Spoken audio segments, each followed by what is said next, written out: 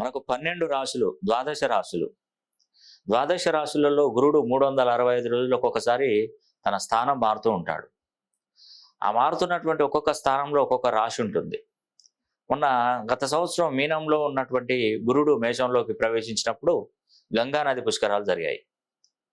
మేషంలో ఉన్నటువంటి గురుడు 365 రోజులు పూర్తి చేసుకొని వృషభ రాశిలోకి వెళ్ళిపోతున్నాడు కాబట్టి నర్మదా నది పుష్కరాలు కూడా మొదలవుతున్నాయి. అంతకుముందు ప్రాణహిత నది పుష్కరాలు కూడా వచ్చాయి. మే 1వ తారీఖున నర్మదా నది పుష్కరాలలో మీరు 18 బీజాక్షరాలు వేసి సంకల్పం చెప్పుకోవాలి. మీరు అక్కడ వెళ్ళలేని పక్షంలో ఉన్నటువంటి వారు మన ఆఫీస్ నంబర్లకే కాల్ చేసి చెప్తే నేను మీ పేరు గోత్రనామాల మీద ఆ 18 బీజాక్షరాలు నీటిలో కలిపి పుష్కర నదిలో కలిపి స్వామివారిని దర్శించుకొని మీకు మంచి జరగాలని కోరుకుని ఆశీర్వచనాలు ఇచ్చి ఆ నర్మదా జలి పుష్కర జలాన్ని కూడా మీకు అందజేస్తాను.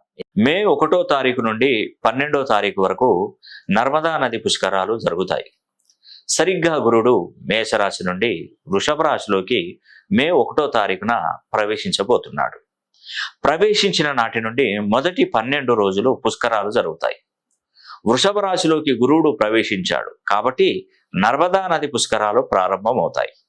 నర్మదా నది తీరమునే ప్రముఖ జ్యోతిర్లింగ క్షేత్రమైన ఓంకారేశ్వర జ్యోతిర్లింగ క్షేత్రం ఉంది. పుష్కరాలలో బీజాక్షరాలు నిమజ్జనం చేసిన వారికి కలిగేటువంటి ప్రయోజనాలు. మీ జాతకాన్ని పూర్తిగా పరిశీలన చేశాక మీ పుట్టుకకు మూలాన్ని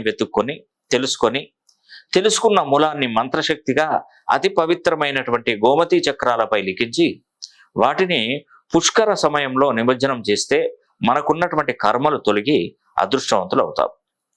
అదేవిధంగా పితృశాపాలు తొలగిపోతాయి. పితృకర్మలు, పితృశాపాలు, కాలసర్పదోష, కుజదోష నివారణ, శిశు హత్యా పాతకం, చెడు దృష్టి నుండి విముక్తి, చేసినటువంటి పాపాలకు ప్రక్షాళన జరిగి లక్ష్మీదేవి అనుగ్రహం కలుగుతుంది.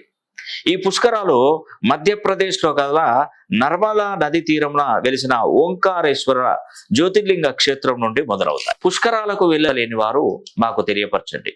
మీ గోత్రనామాల మీద బీజాక్షరాలు లిఖించి నర్మదా నది పుష్కరాలలో నిమజ్జనం చేసి పవిత్ర నర్మదా నది పుష్కర జలాన్ని మీ ఇంటికే అందజేస్తాం. ఈ అవకాశాన్ని ప్రతి ఒక్కరు సద్వినియోగం చేసుకొని మరి వివరాలకై మా ఆఫీసు నెంబర్లకు సంప్రదించండి.